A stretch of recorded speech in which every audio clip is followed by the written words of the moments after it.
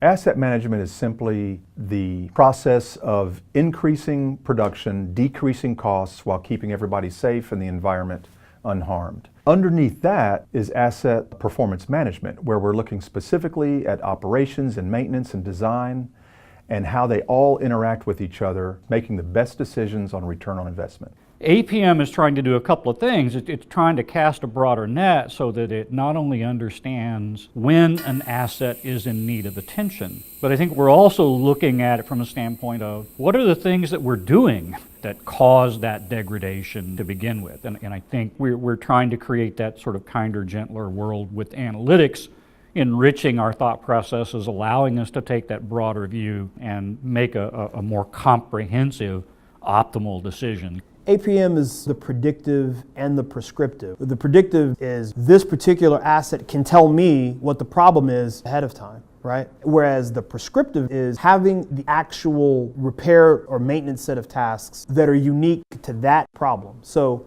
you knew you had headaches and you were feeling a little hot and sweaty or what have you, but you didn't know what the problem was. So you went and you sat down, "Doc, I'm not feeling great." He's like, "Wow, you got high blood pressure." And then he recommends you change your diet, get some exercise, and take some pills. And that's a prescription. We are the only provider with a real prescriptive solution. We're going to tell you, based on the contributing factors of your high blood pressure, what to do to get that thing down. And we know because within the technology, there is a set of indicators that let us know where the problem is. And that's where we're going to tell that maintenance engineer to go look to bring that blood pressure down.